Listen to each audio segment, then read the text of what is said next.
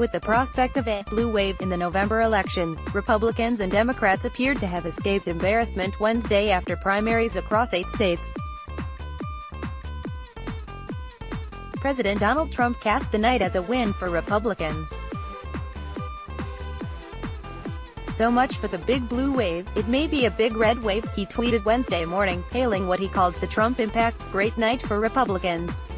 Congratulations to John Cox on a really big number in California. He can win." Even fake news CNN said the Trump impact was really big, much bigger than they ever thought possible.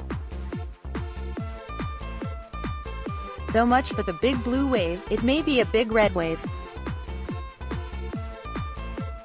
Working hard, Donald J.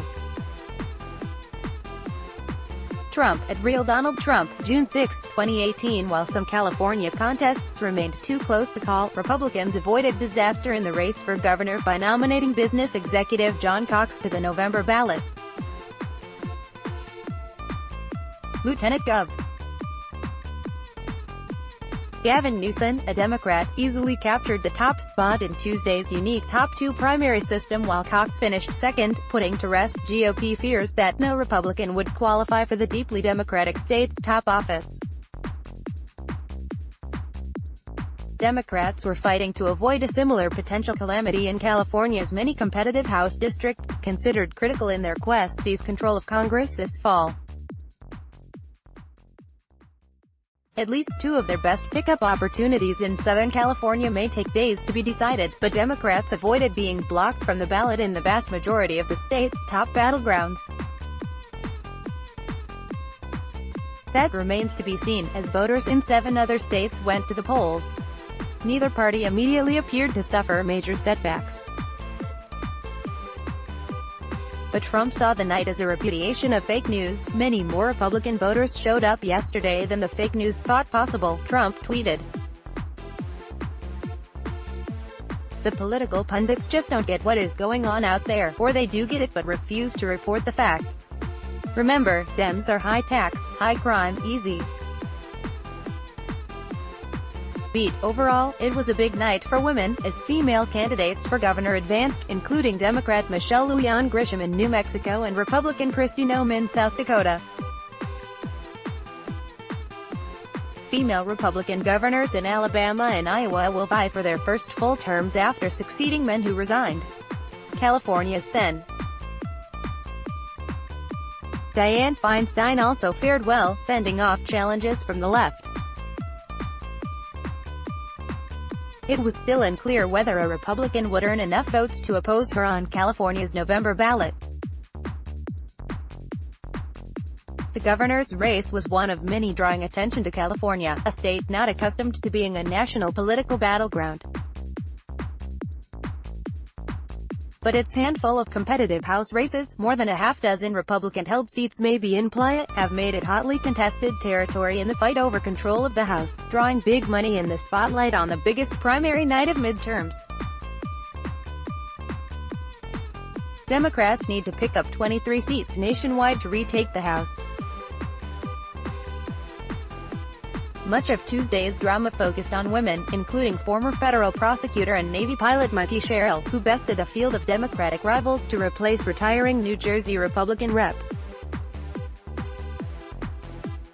Rodney Frelinghuysen, the favorite of Washington Democrats, will take on GOP Assemblyman Jay Weber in one of several New Jersey races Democrats view as possible pickups. In Alabama, 4-term Republican Rep. Martha Roby was forced into a runoff election next month after failing to win 50% of her party's vote. She will face former Democratic Rep. Bobby Bright in Alabama's conservative 2nd District, where Trump loyalty has been a central issue. Roby was the first member of Congress to withdraw her endorsement of the Republican president in 2016 after he was caught on video bragging about grabbing women's genitals. In New Mexico, Democratic Rep. Michelle Lujan Grisham won her party's nomination in the race to succeed outgoing Republican Governor Susana Martinez. If Grisham wins, she'll be the state's 2nd Latino state executive. Alabama Gov. KIV fended off 3 GOP challengers, while South Dakota Rep. Kristi Noem became the first female nominee for governor in her state. In Iowa, 28-year-old Democratic state rep. Abby Finkenauer was trying to become the youngest woman to serve in Congress.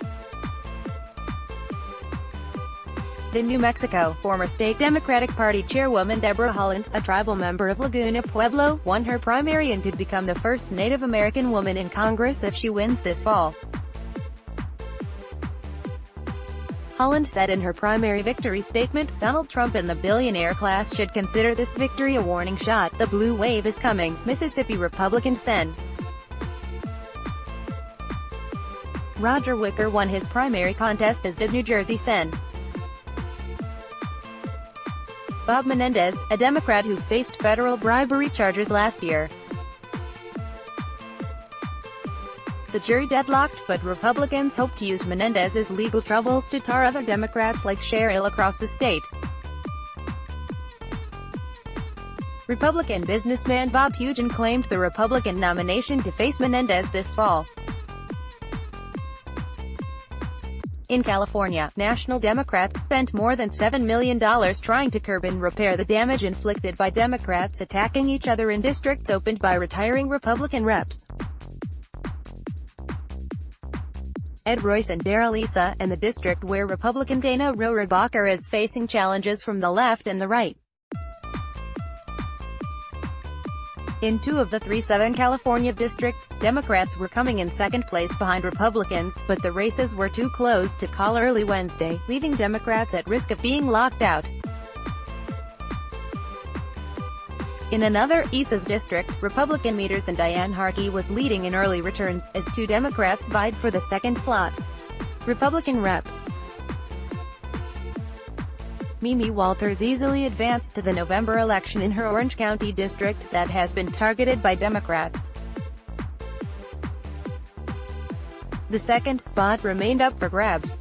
And to the north, House Intelligence Committee Chairman Devin Nunes, a Republican, qualified for the general election ballot as well. Nunes is a polarizing figure in national politics given his support for Trump in one of the many investigations into Russian meddling in the 2016 election. A key Senate race took shape in the heart of Trump country as well. Montana Republicans were picking a candidate to take on Democratic Sen. John Tester, one of the most vulnerable senators in the nation. State Auditor Matt Rosendale won the GOP nomination. Politics with the prospect of a blue wave in the November elections, Republicans and Democrats appeared to have escaped embarrassment Wednesday after primaries across 8 states.